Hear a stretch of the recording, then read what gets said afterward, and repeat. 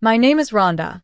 I'll never forget the moment the SWAT team dragged me out in handcuffs. My sister Lila screaming, "You monster. Tell them where you hid her. She kidnapped my baby." I didn't resist. I just stared at her. Memories of the past 24 hours flooding back. I come from a wealthy family in the city. My parents, Mr. and Mrs. Thompson, are prominent in social circles.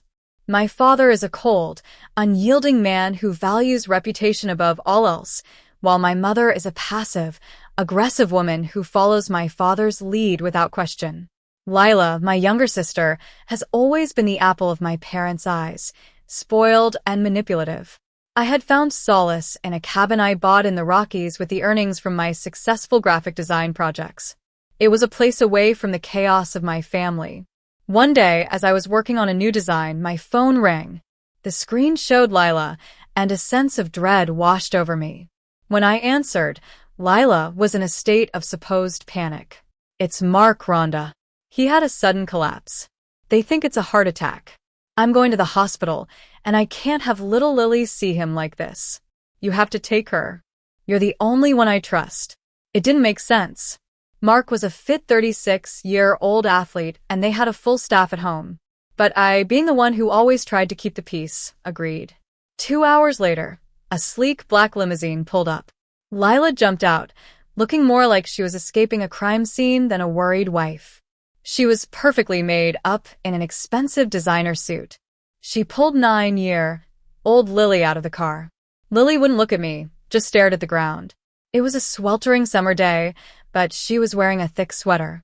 When I reached for her hand, she flinched. I saw a dark bruise on her wrist. I should have questioned it, but I was so used to cleaning up Lila's messes. In high school, when Lila got caught cheating on an exam, I took the blame to save her from disgrace. When she stole money from my parents' safe, I replaced it so she wouldn't be punished. I was conditioned to believe that keeping the peace was my responsibility. So, I took Lily's hand and let Lila's lies slide. Lila sped off, leaving me with a trembling child. I took Lily inside, made her a warm drink, and locked the door, thinking I was protecting her. Lily slept restlessly on the couch that night, and I stayed up watching over her. The next morning, I tried to call Lila and Mark, but both calls went straight to voicemail. Then I received texts from my parents. "We always knew you were jealous, Rhonda. You're a monster," my mother texted. My father followed with, "Give her back. You're dead to us." Before I could make sense of it, the cabin was surrounded by police cars. The next few minutes were a blur of chaos. The police broke in and handcuffed me.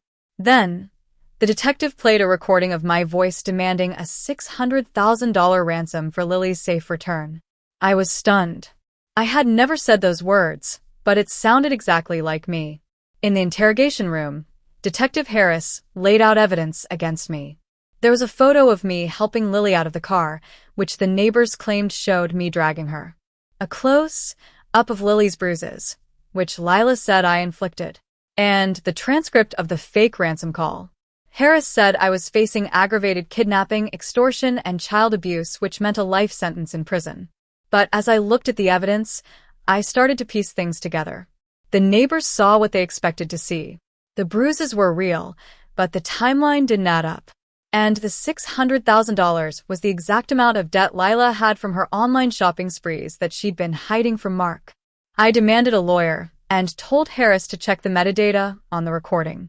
He scoffed, saying my sister was crying in the lobby and my parents were giving statements about my unstable behavior. But I knew I wasn't alone. I just knew the truth. Meanwhile, in the adjacent observation room, a twist was unfolding. Jake, Lila's personal fitness coach and her secret lover for the past 7 months, was in trouble. Lila had promised him $70,000 to help with the ransom plan. When the police arrived, she threw him under the bus, telling the officers that Jake and I were in it together. Jake, realizing he was the fall guy, decided to fight back. He had recorded everything on his phone. The video showed Lila applying makeup to Lily's bruises and coaching her to cry and make false accusations against me so Mark would pay the ransom. I was brought into an observation room filled with staged grief. My mother was sobbing, my father was fuming, Mark looked broken, and Lila was pretending to be a distraught mother. But when the detective played Jake's video, the room fell silent. Mark looked at Lila in horror. Lila panicked and claimed the video was fake, but the detective verified it with timestamps. Then Lily walked in. Instead of going to Lila, she ran to me and whispered that her mother had threatened to hurt her if she didn't lie. The truth finally came out. Lila admitted she did it for the money. The detective arrested her on the spot. My parents were speechless. For the first time, they saw the lies they had believed for so long crumble. Lila was convicted and sentenced to 18 years in prison. Mark divorced her and gave me full custody of Lily, along with a generous financial settlement for the damage done. My parents tried to reconcile with me, but I gave them a permanent no-contact order. A year later, I'm living in the Rockies with Lily. Using the settlement, I've opened a support center for children who've suffered from family abuse. Lily is now 10, safe, happy, and full of life. Justice isn't just about punishment. It's about building a better future.